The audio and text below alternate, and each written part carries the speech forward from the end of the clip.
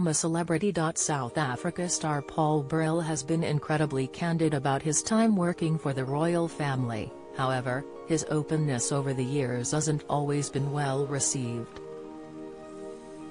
The former butler, 64, is currently battling his wits against snakes and the like in the Kruger National Park after making his debut on the show in 2004.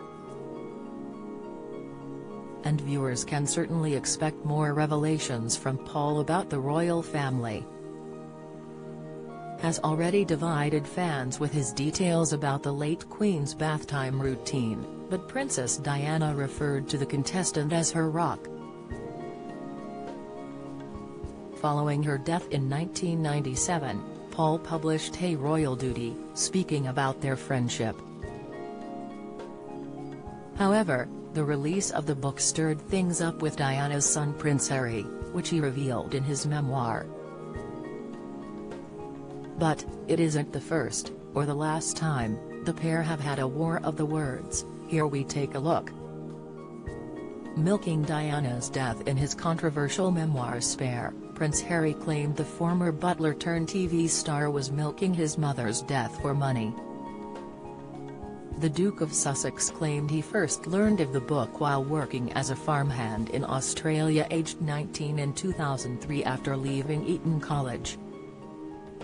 Writing had received a package from Buckingham Palace, including a memo from the Royal Communications team concerning a delicate matter. He said, Mummy's former butler had been to tell all which actually told nothing.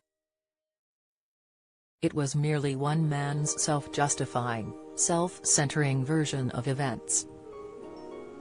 My mother once called this butler a dear friend, trusted him implicitly. We did too. Now this. He was milking her disappearance for money. It made my blood boil. Paul spoke to the Mirror about Harry's accusations, saying he was saddened by what he read. He told us, Harry has discarded me, but he hasn't thought about all of those years that I spent with his mother, in private, loving her, caring for her, watching out for her. I've been dismissed and am very sad about that. Harry's lost the plot. Speaking further about Spare, Paul told The Lorraine Show, Harry's known me all his life as Paul. He knew how much I loved his mother and protected her memory. He knows all of that. Why did he call me Mummy's butler?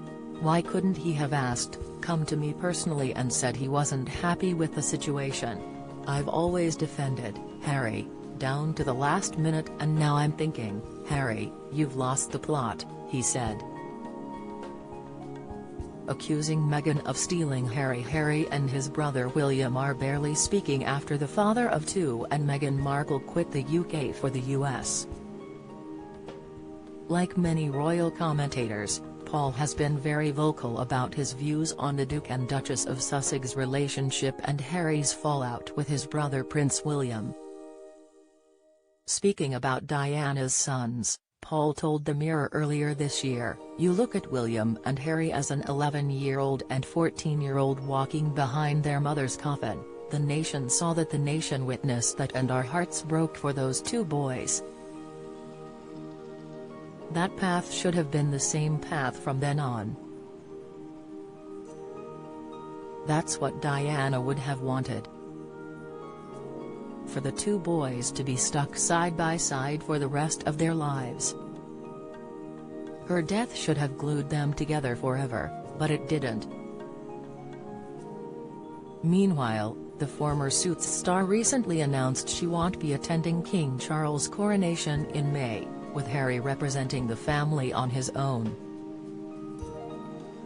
Speaking about Meghan's decision to stay in the US on GB News on Friday, Paul said, I think Meghan was scared of coming back to this country, and quite rightly. Because people in this country don't like the fact that she's stolen our prince. She's brainwashed him, blinkered him and tied him down to his California mansion. Clashes over Kate's engagement ring. Paul hit back at claims made by Prince Harry about his sister-in-law Kate's engagement ring. The striking sparkler originally belonged to Princess Diana, but is now worn by the Princess of Wales after William gave it to her when he proposed.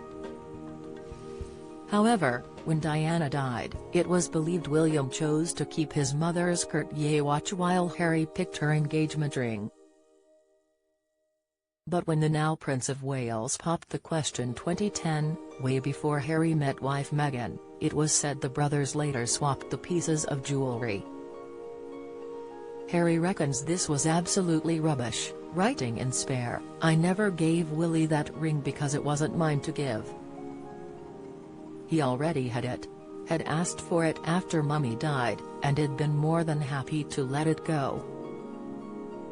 But speaking to the Mirror, Paul denied the Duke of Sussex's claims, saying he watched the princes pick the pieces of jewelry they wanted to keep after Diana's death. He explained, "Harry said to me, I always remember holding Mummy's hand and that ring hurting me because it was so big.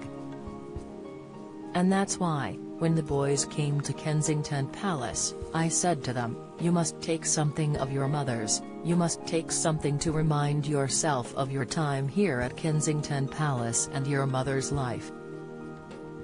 Ironically, of course, when William became engaged to Kate, some deal must have been done behind the scenes because Harry had the ring, so Harry, obviously, gave up his treasure to his brother so that it could be on the ring finger of his wife who would one day be queen.